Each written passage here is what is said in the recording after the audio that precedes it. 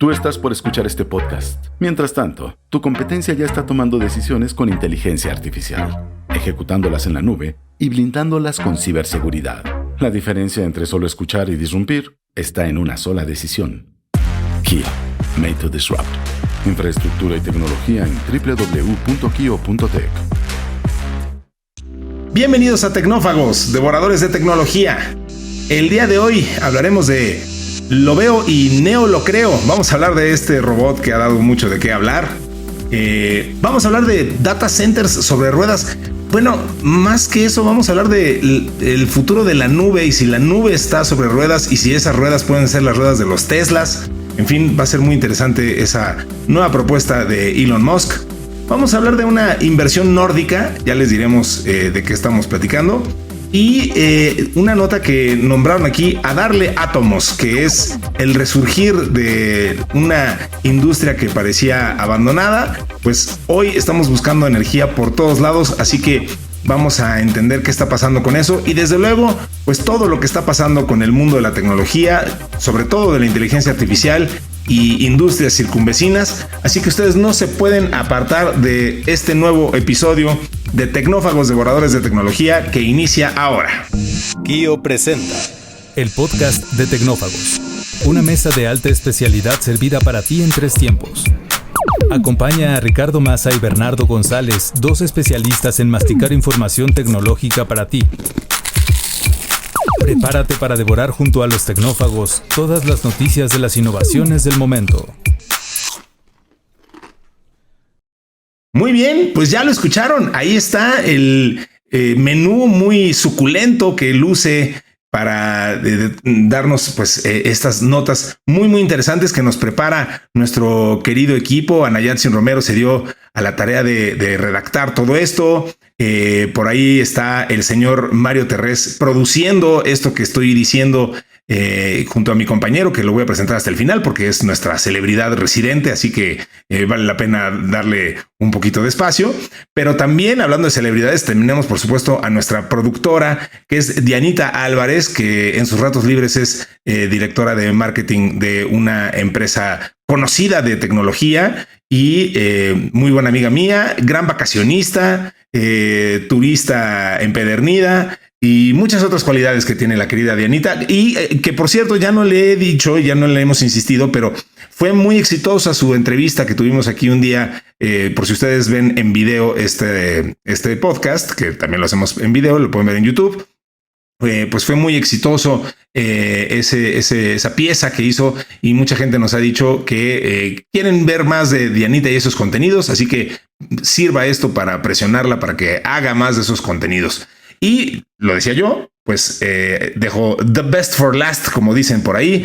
Aquí está mi querido amigo y gran conocedor de todos los temas de la tecnología y además se mantiene muy al día con ellos. Él es el gran Bernardo González y pues está aquí para compartirnos esos conocimientos. ¿Cómo estás, mi querido Bernie? No, hombre, con esta bienvenida pues no podría estar mejor, hombre. Cálida, llena de halagos.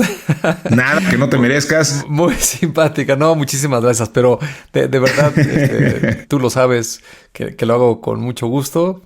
Son temas que me apasionan y por supuesto que hacerlo contigo en este formato de charla, pues al menos a mí se me hace muy ameno. Espero que la gente que amablemente nos escucha también lo sienta así. Y pues sí, muy ojalá. Interesantes las notas que acabas de mencionar. Así es de que si no tienes más, pues empecemos a degustar estos platillos tecnológicos. Venga, bueno, sí tengo más. Tengo que decir que esa gente que nos hace favor de escucharnos, algunos de ellos, unos 2,000 y feria de ellos, nos hacen favor también de comentar muchas de estas notas y darnos pues, guía en norte de lo que vamos a platicar en Tecnófagos en nuestro grupo de Telegram. Así que si ustedes quieren ser parte de esa comunidad, pues únanse. Solo tienen que descargar la aplicación de Telegram si no la tienen ya. Ahí buscan la palabra Tecnófagos y no tienen que hacer nada más. Ahí estamos Bernie, yo, los ya mencionados y un montón más de gente intercambiando información, notas, cosas bien interesantes. Siempre que me asomo por ahí, que trato de hacerlo bastante seguido, pues ahí están nuestros queridos amigos compartiendo mucha información. Aprendo algo o descubro algo que no sé, que es muy valioso. Bueno, pues ahora sí, mi querido Bernie, vamos a hablar de nuestra primera nota del día de hoy, si no disponen otra cosa, y esto se llama Lo veo y Neo lo creo. La entrada de hoy. Una fresca selección con las noticias del momento. Y dice de la compañía estadounidense. Es que, a ver, ya habíamos platicado de esto, pero es que estos temas de la robótica con inteligencia artificial está ganando obviamente mucho tramo. La verdad es que está bien interesante lo que está pasando. De la vez pasada decíamos que ya estamos en la época de los supersónicos y ahora sí ya tenemos estos sirvientes de tecnología de avanzada. Y pues bueno, ya se abrieron los pedidos anticipados de Neo, este primer robot humanoide doméstico totalmente funcional. Entonces, pues ahora traemos un poquito más de información al respecto. Y pues según sus desarrolladores, que son Robótica 1X, pues ya tenemos, ya pueden apartar su Neo.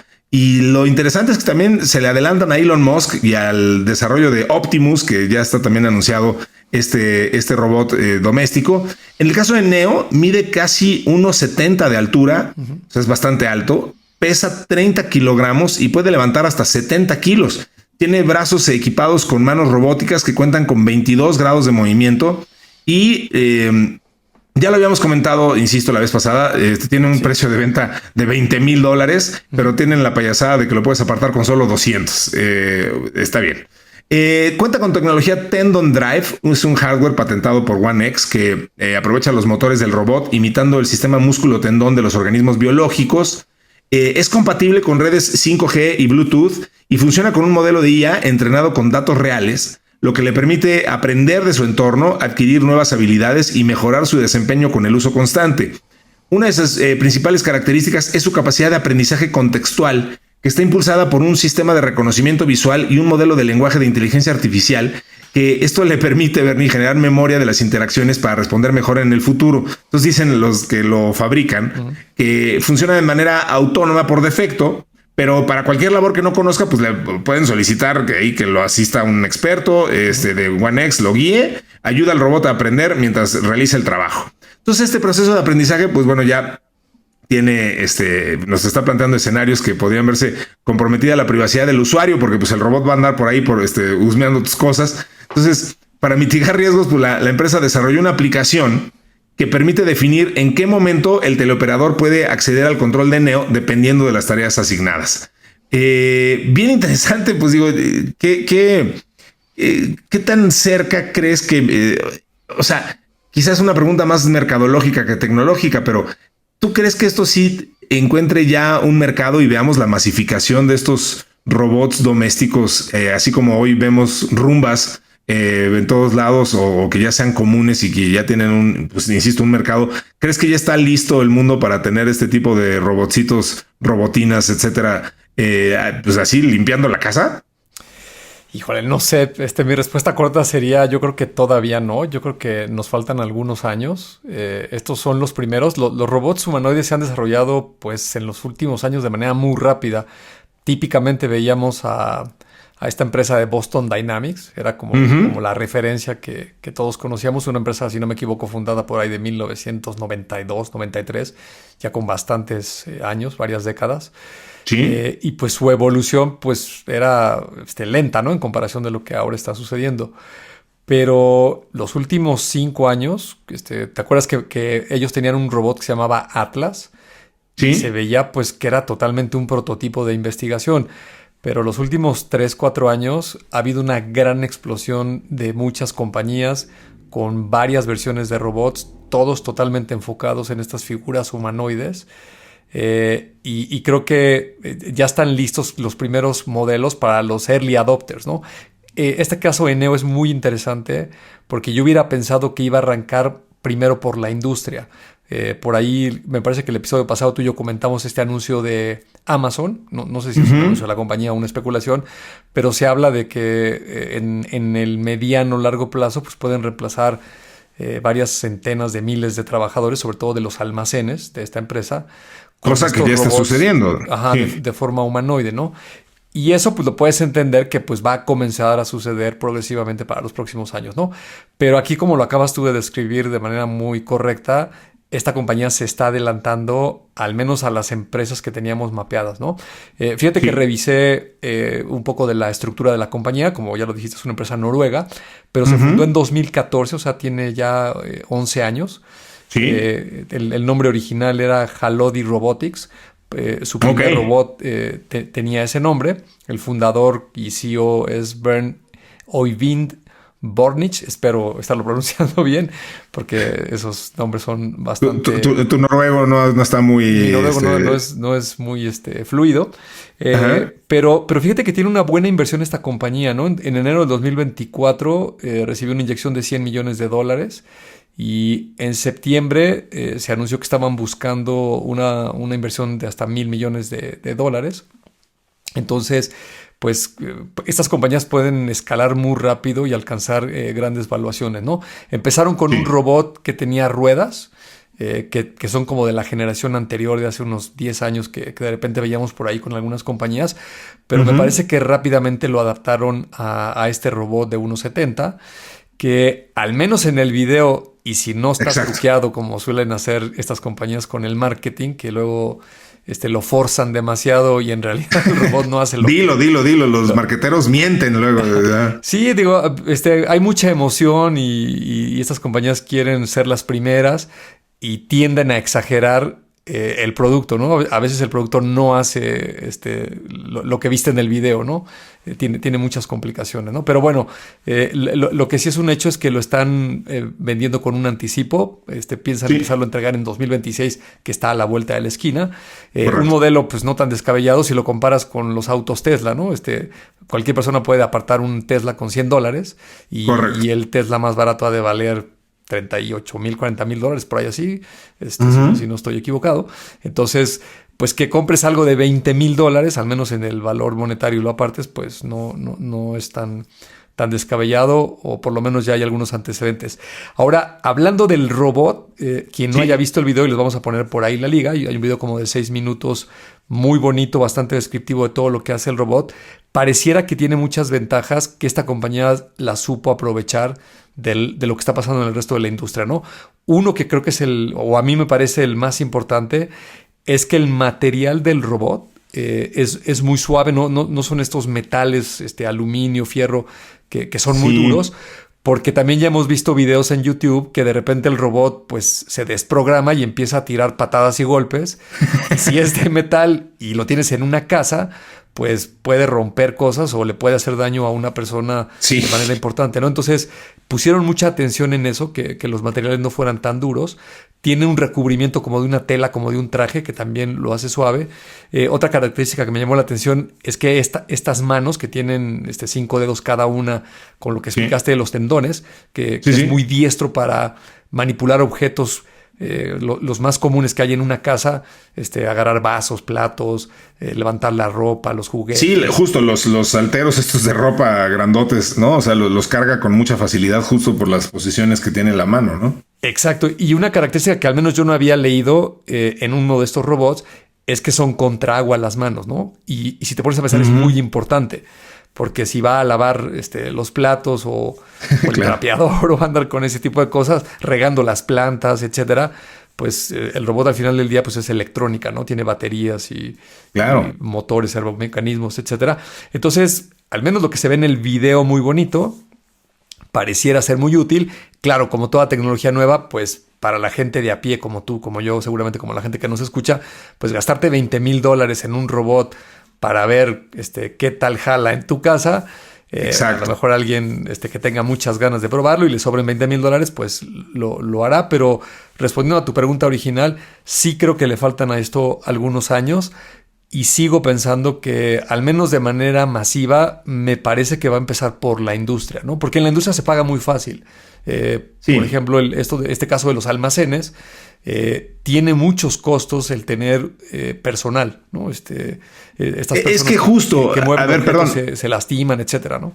Perdón, es que justo hace unos minutos recordabas el tema de Boston Dynamics, que es una empresa con la que hemos interactuado incluso, y tú en particular has tenido mucho relación con ellos.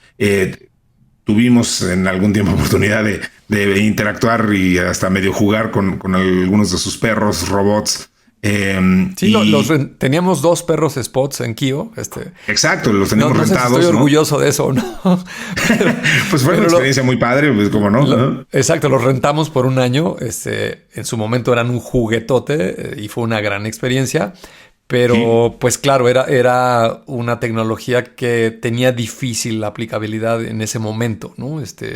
Y iba un poco a eso. Casos de uso todavía listos, ¿no? Ahí va un poco a eso, porque Boston Dynamics me parece que, como bien dices, se han enfocado al uso industrial y bueno, incluso militar, ¿no? Los últimos años, todos los demos que he visto de Boston Dynamics son pues, cosas hechas para la guerra, ¿no? Para la industria militar. Y este robot, sin duda, pues está dedicado al hogar. Está muy chistoso. Entonces, están buscando un nicho diferente, que eso es lo que me hizo pensar más en términos de marketing, ¿no? De decir, oye, bueno, esto está buscando un nicho que a lo mejor todavía no está listo. Como dices, a lo mejor va a haber algunos early adopters que sí tengan esa lana, que sí tengan esa curiosidad, y eso pues es lo único que necesitas a veces, ¿no? O sea, que se cree ese mercado, que haya estos primeros adoptantes, no sé cómo traducir early adopters, pero que empiecen a allanar el camino para que entonces lleguen ya después los más curiosos y tal, y entonces pues ya se empieza a crear un mercado y ya tenemos algo de qué platicar, y sería muy interesante que eso sucediera. Ojalá que sí suceda, porque eso acelera las cosas y entonces ya tendremos un aceleramiento de este proceso que pues antes parecía un poquito más lejano. Está interesante lo que está pasando con estos términos de robótica doméstica. Hay un factor que me parece que puede ser clave si es que la gente lo ve de esa manera. El rango de precio de este robot de $20,000, y suponiendo que te ayude a las tareas que están en ese video, el que vamos a compartir, en algunas geografías, en algunas ciudades, el costo puede ser más o menos de unos $500 al mes, ¿vale? Entonces, no sé, quiero pensar que en Europa, no sé, ciudades con un ingreso muy alto y donde la mano de obra, lo que son estas trabajadoras o trabajadores. Sí, la labor doméstica. Que ayudan con las labores del hogar, pues en algunas ciudades no los hay o son muy, muy caras, ¿no? Prohibitivas, claro. Sí, exacto. Y entonces, este robot pues, se mueve lento, la ropa, seguramente un humano en lo que ya dobló 10 camisetas, apenas lleva una, regar el jardín, sacar al perro, todo ese tipo de cuestiones. Pues a lo mejor una pareja, una persona que vive sola en una casa, en un departamento, y te ayuda con todas esas labores por $500 al mes, podría ser un modelo económico atractivo, ¿no?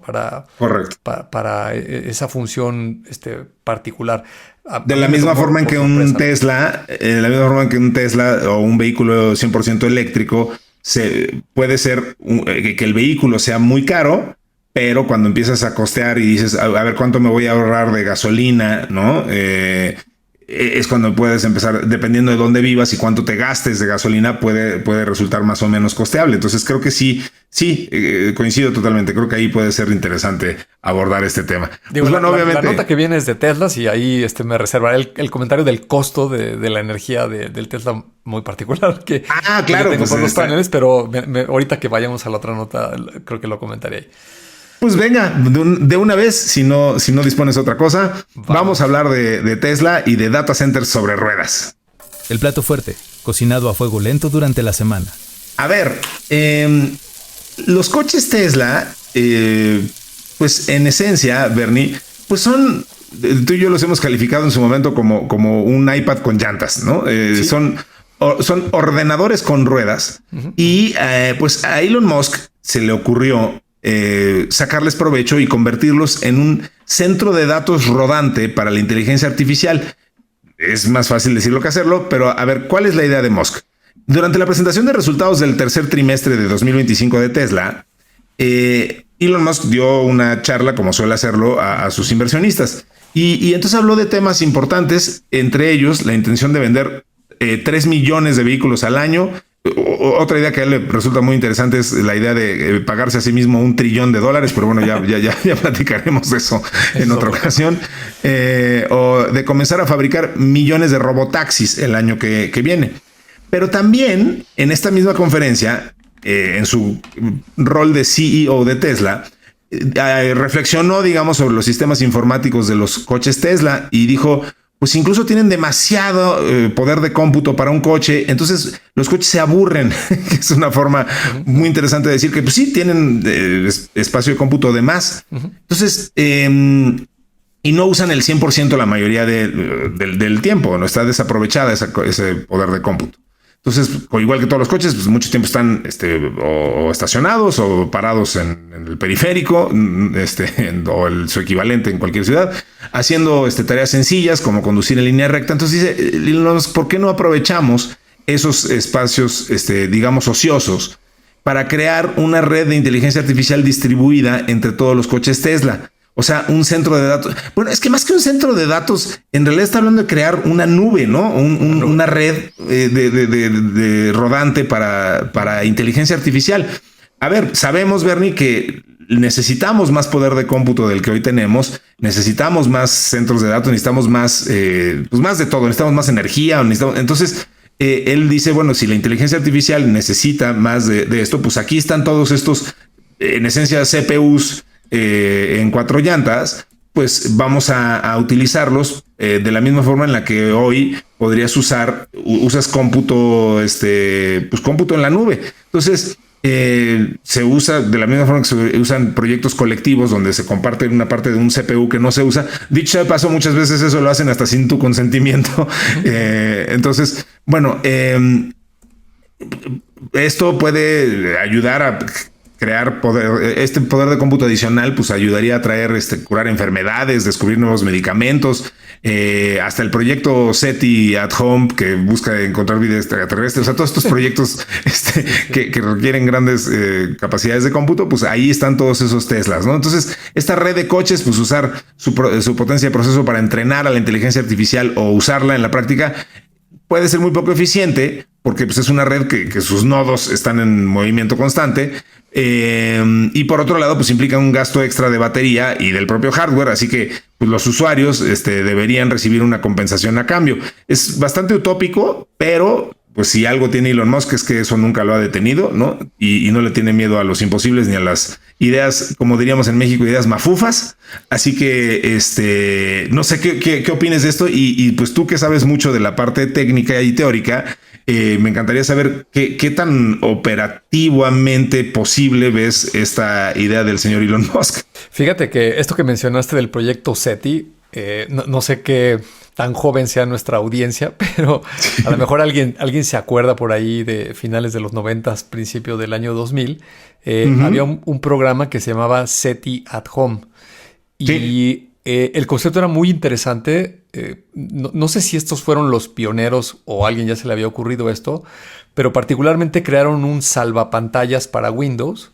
Y entonces te daban una explicación en internet de que tenían una necesidad de procesar los archivos de datos que estaban captando en algunos radiotelescopios. Claro. El más grande era el de Arecibo en Puerto Rico. Un radiotelescopio muy emblemático que la gente seguro ha visto fotos. Está en medio de la selva, como 3 o 4 torres que tienen unos cables. Y el plato está suspendido de manera horizontal, un plato muy grande, que se instaló en 1963 para escuchar la radiación del espacio, de todo el universo, y pues captaba grandes cantidades de datos y los recursos de computación de este organismo pues no le daba abasto para procesarlo, ¿no? Alguien tuvo la idea cuando aparece el internet, ahí a finales de los 90s, de decir, oye, si creamos un protector de pantallas y la misma idea de Elon Musk, que seguramente de ahí la tomó, cuando la gente deja su computadora sin hacer nada, porque se fue a una junta o te fuiste a comer, etcétera, entra el protector de pantalla Y entonces descargabas archivos de texto con datos que venían cifrados y también comprimidos para que no fuera tan costosa la comunicación. Los instalaba en tu disco duro y usaba el procesador y la memoria de tu computadora para procesarlos. Una vez que los procesaba, los devolvía. Era muy romántica la idea porque decía que estaban buscando vida extraterrestre. La realidad es que el programa alcanzó 5 millones de computadoras. Estuvo instalado en 226 países, o sea... Nada mal. Ahí el marketing sí les funcionó muy bien y sí lo dieron a conocer por todos lados. Animaron a la gente a descargarlo. Lamentablemente, pues nunca encontramos ningún indicio de vida inteligente, pero sí se avanzó muchísimo, por ejemplo, en cuestiones de ruido de esos archivos, para afinar el tipo de, pues no sé, déjame decirlo, si son sonidos o radiación o qué tipo de ondas electromagnéticas. De ahí vino la famosa señal wow, ¿no? Que a la fecha sigue siendo un poco indescifrable. Una señal bien extraña que rompió, o sea, porque este ruido, digo, lo voy a explicar muy mal y seguramente me voy a tomar muchas atribuciones, pero ahí, si veías los archivos que esto estaba captando, normalmente tendían a ser bastante uniformes. Y una vez, voy a buscar bien los datos, pero una vez se captó una señal rarísima que rompía todos los esquemas y el científico que estaba captando eso escribió en pluma roja, wow, ahí lo circuló, se publicó esto, o sea, como que de esto que era. Y esa señal wow, que se conoce como la señal wow, a la fecha no se ha sabido descifrar de dónde provino, pero tenía cierta simetría y ciertas cosas como muy estructuradas que parecían que o sea, no provenían del caos galáctico, sino de algo como muy estructurado, posiblemente como un lenguaje. Entonces, de ahí ese tipo de radiotelescopios han servido para captar este tipo de cosas. Correcto. Entonces, digo, eso es como antecedente introductorio al tema, porque seguramente de ahí tomó esta idea Elon Musk. Ahora, Elon Musk tiene la característica, yo creo que es su estilo, ¿no? Le gusta decir ideas que parece como que son ocurrencias que le llegaron en ese momento y como difícil de creer, ¿no? Yo he comentado en algunos episodios de Tecnófagos la presentación esa de la Starship, la primerita, lo recuerdo perfecto, era como en un granero y parecía un chiste, ¿no? Una nave de ese tamaño de metal y todo lo que estaba explicando él, yo dije, esto es una broma, ¿no? Y pues no, después resultó ser el programa espacial pues bastante exitoso y ahorita muy relevante con los viajes a la Luna. Ya viste todo esto que pasó estas últimas 2 semanas de que la NASA va muy retrasada y entonces ahora parece que SpaceX va a tomar un rol mucho más protagónico precisamente con la Starship para hacer algunas misiones en la Luna y por supuesto lo que está haciendo SpaceX ellos de manera independiente con las misiones a Marte, que por cierto sigue prometiendo Elon Musk que lanzará la primera a finales del próximo año, que está muy muy cerca, ¿no? Entonces, volviendo a esto de los Teslas, yo comparto contigo, no es un centro de datos, yo creo que más bien es el automóvil tiene una computadora muy potente por todo lo que hace el vehículo y cuando lo tienes estacionado pues debes estar usando menos del 1 o 2% del procesador. El carro básicamente está en idle, tiene algunas funciones que está checando, a lo mejor si le pusiste el Sentry Mode para las cámaras de si detectan algún movimiento o la temperatura interior del coche o alguna tontería de esas, pero es muy poquito, ¿no? Entonces podría usar la capacidad de ese procesador para procesar cualquier cosa, ¿no? No dio más detalles de qué procesaría. Ahorita tú mencionaste algunos con la nota, pero a mí me parece que hay algunos muy naturales. El automóvil pues tiene 8 o 9 cámaras. Todo el tiempo que está circulando está procesando un video que es muy interesante en datos porque estos modelos de inteligencia artificial precisamente aprenden entrenándose con muchos datos y entre más variados, mejor. Yo siempre digo el chiste de que en Estados Unidos y en Europa y todos esos países desarrollados, pues sí, estos coches autónomos funcionan muy bien porque las carreteras están perfectamente trazadas, pintadas, nadie se pasa los altos, no hay perros, no hay gente vendiendo aguas ni churros entre los carriles cuando hay tráfico, como aquí en México. Gorditas de nata que te dicen prepare su cuota. Entonces, exacto. Sí. Yo voy por la carretera esta de chamapa a la venta aquí en la Ciudad Sí. de México, hacia la zona de Santa Fe, y cuando le pongo piloto automático, siempre se bota porque hay un señor vendiendo churros, ¿no? Y está toreando literalmente los coches. Literalmente, Pues, sí. la computadora decir, oye, esto es una autopista, porque hay una persona aquí en de los carriles. Pero bueno, esas cosas pasan en México. Entonces, creo que esos casos de uso, por ejemplo, procesar todo ese video, tiene mucho sentido que lo haga el propio carro. Correcto. Y habría estas otras complicaciones en las que, como toda tecnología, muy parecido a lo que mencionaste con el robot Neo de la nota anterior, pues va a haber temas de privacidad, quién es el dueño de los datos, si lo vas a hacer gratis. Por ejemplo, descargar información a un automóvil. Los coches, no sé si en todos los países, pero al menos aquí en México los que venden, traen una tarjeta de datos incluida. Me parece que por 1 o 2 años, la mía ya se venció y ya tuve que empezarla a pagar. Sí. Cuesta más o menos unos $7 al mes el internet del coche. Tener el internet del coche, sí. Le cuesta al usuario, a eso me refiero, ¿no? El Wi-Fi de tu casa o donde te conectes, pues digamos que en términos de ancho de banda no te va a costar más de la propia renta. Y luego el tema de la energía, pues ese sí puede ser un tema más sensible para algunas personas porque pues el coche cuando está parado, pues prácticamente ha de gastar 1 o 2 kilómetros al día, ¿no? Cuando lo dejas muchos días parados. No creo que baje más la batería si no le prendiste ninguna cosa extraña, ¿no? Como la temperatura y ese tipo de cuestiones. Pero si empiezas a procesar, pues seguramente vas a empezar a consumirte la batería y habrá que pagarlo, ¿no? Paréntesis, lo que iba a comentar en la nota anterior, yo en mi caso muy particular, y lo recomiendo, el costo de los paneles solares ya ha bajado tanto que vale la pena que hagas el ejercicio financiero de, oye, si le invierto tantos miles de dólares en tu domicilio a poner unos paneles solares, ¿en cuánto tiempo se paga esa inversión?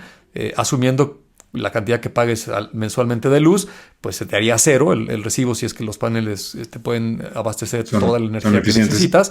Sí. Y podrías sumar la del automóvil, ¿no? Y en el caso del automóvil, pues puedes hacer el ejercicio si es tu primer coche eléctrico contra un coche de combustible de gasolina o diésel, que claramente es mucho más barata la energía eléctrica. O si estabas pagando cargadores en la calle, estos supercargadores, etcétera, y los cargas en tu casa con paneles solares, el retorno de la inversión pues puede acelerarse de manera muy importante, ¿no? Hablando solamente de la parte financiera. Y no se diga pues, el tema ecológico, que ahí sí verdaderamente estás usando energía limpia porque es energía solar hacia el automóvil, ¿no? Tal cual. Entonces, eso último es súper importante. Ajá. Sí. Y se me ocurrió porque pues los robots, cualquiera que sea su modalidad, ya sean drones aéreos, carritos o estos humanoides, pues el factor del costo de la energía pues también juega un papel, ¿no? No es gratis el estar recargando las baterías, y ya sea en la industria o en la casa lo vas a tener que contemplar, ¿no? Pero me parece que esto que mencionó Elon Musk, tal como lo dijiste en la nota, seguramente ya trae algo analizado, ya trae algún plan, y no dudaría que saque ahí algún modelo, ¿no? Tal vez fantaseando un poco, pues a lo mejor le podrían pagar a los usuarios, ¿no? Si yo ofrezco mi coche para que procese X cosa, pues a lo mejor me deberían de pagar a mí, podría ser una fuente de ingresos. Lo veo difícil a cómo es el señor Elon Musk, pero pues, simplemente el modelo podría dar para hacerlo de esa manera, ¿no? Y el último factor que también es muy, muy relevante, que ya lo anunció Elon Musk, es que le va a instalar a los coches de Tesla este modelo Grok de inteligencia artificial, que es un estilo de ChatGPT, para que empieces a interactuar con estas herramientas desde tu automóvil, cuando estés conduciendo o el coche esté detenido, lo cual nos va a llevar pues a otra serie de casos de uso donde pues nuevamente vemos que el patrón de la tecnología pues no ha cambiado en nada. Una tecnología se combina con otra y empiezan a hacer un efecto exponencial, un efecto combinatorio, y se empiezan a generar casos de uso que a nadie se le habían ocurrido o estaban en el terreno de la ciencia ficción. Y como dijiste el ejemplo de los supersónicos, pues ya yo creo que lo más importante que estamos perdiendo los seres humanos de esta generación, de esta época, es que ya nos asombramos poco, ¿no? De las cosas que vemos tan sorprendentes. Porque no te tienes que ir tan lejos. Yo creo que alguien de hace unos 10, 20 años, si viera muchas de las cosas que hoy ya es posible hacer, se sorprendería, ¿no? Diría, oye, eso no es cierto, es un truco. No puedes estar hablando con tu voz con una computadora y que te esté contestando de cualquier tema con ese nivel de precisión, ¿no? Yo creo que hace 10 años difícilmente lo hubiéramos creído, ¿no? Totalmente. Es increíble la época que estamos viviendo. Tenía yo aquí, digo, nada más rapidísimo, de lo que mencioné, la señal WOW es una poderosa señal detectada en un radiotelescopio. Duró 72 segundos y fue detectada el 15 de agosto de 1977 por el radiotelescopio llamado Big Ear o Gran Oído, Gran Oreja en Ohio. Okay. Y sí, a la fecha todavía no se ha podido descifrar exactamente. Hay quien le ha dado ya una explicación, o sea que bueno, que sugiere que esto más bien pudo haber venido de una nube de hidrógeno, etcétera. Okay. Sin embargo, sigue siendo un misterio. Entonces, si quieren ahí entretenerse un rato, lean sobre la señal WOW y intenten descifrarla para ver qué nos estaban queriendo decir desde otros planetas. Muy bien. Muy bien. Vamos con lo que sigue, Bernie. Vamos a hablar de inversión nórdica. Hablando de otros planetas, pues, ¿dónde había estado Nokia? Pues vamos a ver en qué andaban esos muchachos nórdicos. Vamos. Pues sí, porque la verdad es que Nokia le habíamos perdido la pista desde hace ya varios años.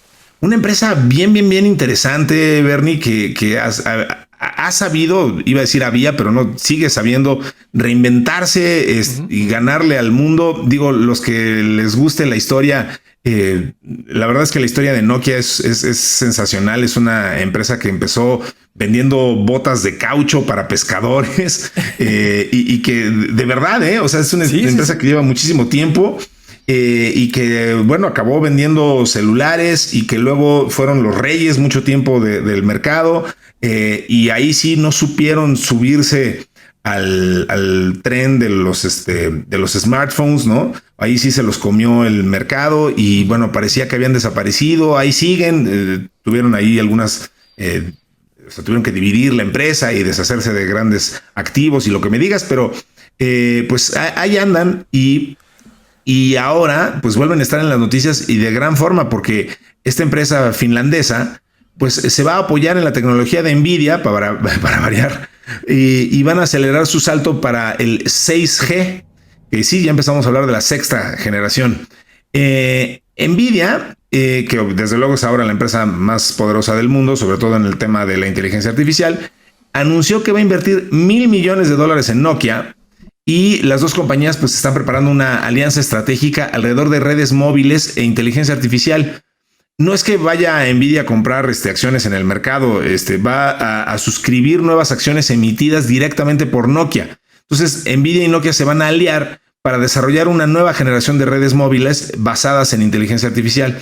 Aquí me parece que lo que está viendo Nvidia en Nokia pues es este conocimiento, este expertise que traen para en temas de redes, para ofrecer servicios más rápidos, eficientes y adaptados al crecimiento del tráfico de datos que genera la inteligencia artificial. Entonces ahí también está participando en la hoja de ruta, pues está también Dell Technologies, de Michael Dell, que está aportando los servidores. T-Mobile de Estados Unidos, que va a probar las primeras redes AI RAN, literalmente redes ya nativas de inteligencia artificial, con vistas al salto hacia el 6G. Para Nvidia, pues esta alianza amplía su alcance más allá de los centros de datos. Están entrando en la infraestructura de red, que significa llevar la IA hasta el borde, al edge, donde se generan los datos. Y con la tecnología de Nokia, pues puede integrar su plataforma en antenas, estaciones base y sistemas ópticos, y así ofrecer capacidades de inteligencia artificial directamente desde la red. Es una forma de extender su dominio en computación acelerada hacia un nuevo territorio, o sea, las telecomunicaciones. De nuevo, insisto, lo que más me sorprende de todo esto es la capacidad de Nokia de seguirse reinventando. Sí. Y lo que segundo que más me sorprende es la capacidad de Nvidia de meterse en absolutamente todo. Esos son otros que también, desde luego, se han sabido reinventar. No está de más recordar que pues empezaron haciendo tarjetas gráficas para videojugadores. un día alguien que ni siquiera era de la empresa dijo, oye, pues estas tarjetas sirven para todo, no nada más para que las cosas se vean padres en la computadora cuando estás jugando algún jueguito. Y venos ahora dependiendo totalmente del humor en el que se amanezca Nvidia para ver de qué lado le amanece a la humanidad entera. Entonces, vaya empresas que sí han sabido reinventarse, reconstruirse, y qué interesante que ahora estén trabajando juntos para la nueva generación de redes de telecomunicaciones. Sí, fíjate, ahorita mientras estabas explicando esto, me acordé de un libro de innovación que tiene una regla que se llama la regla del 10-10, que muchas tecnologías tardan más o menos 10 años en desarrollarse hasta que están disponibles como un producto comercial, y luego más o menos unos 10 años para que el mercado las adopte, ¿no? Y la evolución de la generación de celulares, el celular prácticamente se inventa a finales de los 60s, principio de los 70s, como concepto de dispositivo. Y la primera generación, que en realidad era una señal analógica de 2.4 kilobits por segundo, o sea, muy poquita ancho de banda para transmitir, es lo que se conoce como 1G, pues es una generación que duró entre los años de 1970 a 1980, esos 10 años, ¿no? El 2G ya brincó entre 9.6 kilobits a los 64, que eran los que usábamos en los módems cuando empezó todo el internet. Ese 2G, otros 10 años del 90 al 2000. Y no voy a repetirlos todos, pero 3G, 4G y el 5G actualmente, casi todos ellos han venido con 10 años de duración, ¿no? Entonces, 5G comenzó, pues todas estas compañías ya a ofrecerlo de manera comercial a principios de los 2020. Ahorita ya la mitad, que estamos en 2025, pues ya muchas de las grandes ciudades y de los países más desarrollados pues ya tienen gran parte de su red convertida a 5G. En los siguientes años se incorporarán los que faltan. Y se especula justo con lo que dices de la nota que a partir de 2030 comience el despliegue de lo que va a ser la sexta generación de las telecomunicaciones inalámbricas para los celulares, ¿no? Ahora, ¿qué van a hacer estos celulares o cuál es la diferencia en este ancho de banda? Digamos que lo que hizo 5G fue darle instantaneidad a este tipo de dispositivos, ¿no? ¿Por qué? Porque se podían alcanzar velocidades hasta de 1 gigabit por segundo. La latencia fluctuaba entre 1 y los 10 milisegundos. Digamos que las ondas eran mucho más cortas, milimétricas, en una frecuencia de entre 24 y 39 gigahertz, y un sinnúmero de aplicaciones que pues, es lo que todos utilizamos hoy en día, principalmente en la industria con el Internet de las cosas. Podemos ver videos con una resolución en el streaming de 4K sin que haya cortes ni que esté usándose un buffer, etcétera, etcétera, ¿no? No se diga hacer videoconferencias, todas estas cosas pues son de lo más normal y súper cotidiano, ¿no? ¿Hacia dónde va el 6G? Pues bueno, va a subir de 1 gigabit por segundo a 100 gigabits y podría llegar hasta 1 terabit por segundo, ¿no? La latencia va a bajar de 10 milisegundos a 1 milisegundo, y esto principalmente el beneficio no va a estar tanto en los dispositivos comerciales de personas como tú y como yo, sino lo van a tener las máquinas. ¿Quiénes se van a beneficiar? Estos robots de los que estamos hablando, estos gemelos digitales, estas fábricas de inteligencia artificial que son un duplicado de todo lo que pues vemos que poco a poco se está haciendo un despliegue con todas estas empresas tecnológicas de sus modelos de inteligencia artificial y todos estos conceptos. Pues en estos próximos 4 años, de aquí al 2030, esta tecnología se desarrollará, continuará madurando, y la década del 30 al 40 pues seguramente es cuando veremos este despliegue. Y pues yo no puedo imaginarme pues la serie de cosas tan fantásticas que van a ocurrir cuando tengamos esos anchos de banda, esas latencias tan bajas y estas máquinas. Imagínate el metaverso, la realidad aumentada, virtual, cuando puedes mandar grandes cantidades de datos de manera instantánea. Por instantánea. Pues todo esto va a subir a un nivel muchísimo más interesante. Ojalá sigamos tú y yo aquí narrando estas notas en podcast los siguientes 10, 15 años, porque se va a poner muy divertido. Muy divertido y ojalá, exacto. Si Dios nos presta vida, como dirían por ahí, y bueno, quién sabe en qué medio lo estaremos haciendo, porque efectivamente, pues con esas capacidades, pues podremos estar transmitiendo algún tipo de holograma en 3D, o alguna cosa por el estilo, ya no limitados por las escasez de dimensiones que dan los medios actuales. Muy bien. Qué interesante. Bueno, pues vamos con nuestro último tema del día de hoy, Bernie, que vamos. Pues hay que darle átomos. Siempre queda un espacio para el postre. Y es que así se llama la nota, hay que darle átomos porque Google, que como saben, pues le gusta meterse en absolutamente todo. Qué admirable empresa es Google, la verdad, yo lo tengo que decir porque el otro día leí una frase que alguien se desvivía en elogios por Larry y Sergey, diciendo que no les dan el suficiente reconocimiento que se les debería de dar, porque hablamos mucho de Elon Musk y hablamos mucho de otro tipo de innovadores, cuando en realidad pues Larry Page y Sergey Brin son en realidad el dúo que más ha acelerado la humanidad en los últimos años, diciendo, oye, pues ellos crearon la plataforma donde se mueven todos los celulares o la mayoría de los celulares que tenemos hoy, lo hicieron de código abierto, indexaron el internet, crearon el sistema, o sea, como que si lo piensas, vaya, muchas cosas no las inventaron ellos, pero propagaron YouTube, o sea, hicieron estos canales y sobre todo crearon modelos donde las cosas tienden a ser gratuitas o cercano a gratuitas, y entonces dicen, bueno, pues que como que no les hemos dado suficiente crédito sí les hemos dado mucha lana, eso sí, porque tienen muchísimo dinero los dos, pero como que no se les da tanto crédito a Google como corporación y a los fundadores como individuos, como sí se les da a muchas otras personas. Oye, y creo que sí estoy de acuerdo en esencia con eso. Déjame interrumpirte porque me vino a la mente algo que estaba escuchando hoy en la mañana en un audiolibro que estoy leyendo. ¿Sí? Se llama El arte de cómo gastar dinero, de Morgan Housel. Ok. Uno de mis autores favoritos. Y fíjate que hablaba un concepto bien interesante que se llama la deuda social, ¿no? Y ok. Es justo, por ejemplo, una celebridad, o un personaje público como es que estás mencionando, Elon Musk, me viene a la mente Steve Jobs, no sé, Jeff Bezos y Larry Page y Sergey Brin, en el caso de Google, ¿no?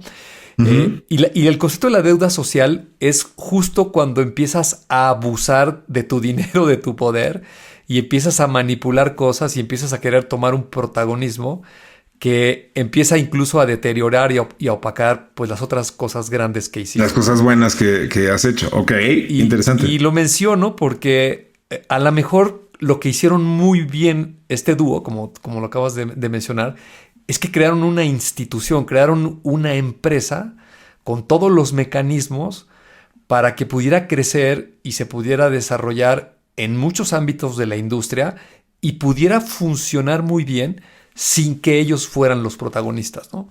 Entonces, ok, me gusta. Sí. Digo, yo particularmente con el tema del ego, tengo un punto de vista muy particular, pero pues podrás reconocerle lo que quieras a Steve Jobs, pero pues también tenía el ego del protagonismo y era el señor que estaba ahí metido. Claro, ¿no? Claro. Incluso ponen el ejemplo en este libro de Jeff Bezos, ¿no? Dicen, oye, pues es un personaje que ha hecho una contribución increíble al mundo con pues la invención de la empresa más grande del e-commerce, un montón de modelos de negocio allá adentro, las entregas. Inventó el cómputo en la nube de alguna forma también, ¿no? No, de alguna forma. AWS es el inventor, le gusta a quien no le guste, de la nube pública, ¿no? Sí. Y un sinnúmero de empresas. Tiene hasta una de cohetes, igual que SpaceX. Claro. Sí. Blue Origin. Muchas empresas, ¿no? Pero el contraste es, pues ahora, y es muy respetable lo que cada quien quiera hacer, ya cuando decide retirarse, pues ahora se dedica como a presumir cosas que desde mi muy humilde punto de vista, pues no tiene necesidad de hacer eso, ¿no? Porque el señor tiene todo el dinero del mundo. Literalmente. Y yo siempre digo qué ganas de andarse exhibiendo y haciendo todas esas cosas. Pero en este libro mencionan ese concepto de deuda social. Interesante. Y me parece que a lo mejor la personalidad, ¿cómo se llama? El profile, el perfil. ¿no? Sí. Estaba pensando en low profile, ¿no?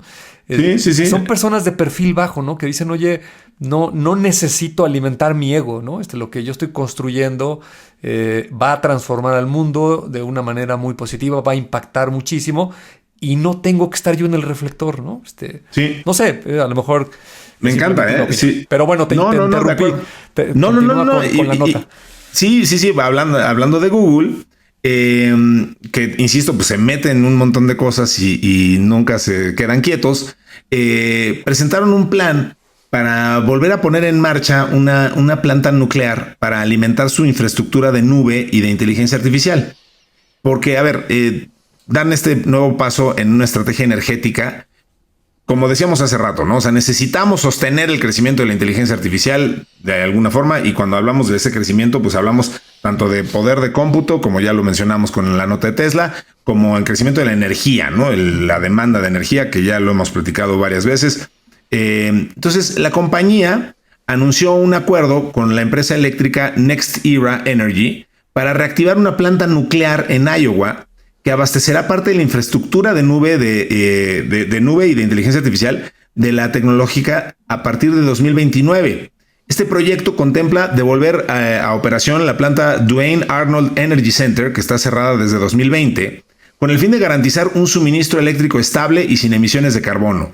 La medida busca responder el rápido aumento en la demanda energética que implica el entrenamiento y funcionamiento de los modelos de inteligencia artificial. La IA se ha convertido en una importante fuente de demanda energética, como decíamos. En abril, la Agencia Internacional de Energía proyectó que el consumo de electricidad por parte de los centros de datos se duplicará para el 2030. O sea, en menos de pues ya casi 4 añitos se va a duplicar el consumo de electricidad. Con un contrato de compra de energía a 25 años, Google se compromete a adquirir toda la electricidad generada por la central una vez que vuelva a funcionar. NextEra, por su parte, será la propietaria absoluta de la instalación, luego de comprar las participaciones minoritarias existentes y asumir la inversión para su modernización. Digo, Bernie, hemos platicado, sobre todo en las últimas semanas, pero desde siempre, hemos hablado de la enorme necesidad que tenemos los humanos de estar generando cada vez más energía. La IA solamente vino a acelerar ese proceso, esa necesidad, esa sed de energía que tenemos. Y hemos platicado, insisto, de nuevas rutas y vetas que hemos encontrado y estamos buscando energía eólica y estamos puliendo todo el tiempo la energía solar. Tú mencionabas algo relacionado a eso hace unos minutos. Y pues aquí está la energía nuclear que pues siempre ha tenido mala reputación, quizá merecida o no, muy debatible. Ya hemos platicado que quizá tiene más mala fama de la que se merece. Pero ahí está y la verdad es que cuando funciona de forma extraordinaria y funciona de forma muy limpia. Entonces, pues creo que hace bien Google en intentar rescatar esta planta nuclear y ponerla a funcionar de forma eficiente, limpia, segura. Pues creo que eso es algo que no debemos de dejar de lado, la energía nuclear. Y pues ahí está esta planta Duane Arnold Energy Center. Absolutamente. Y son varias las empresas tecnológicas, además de Google.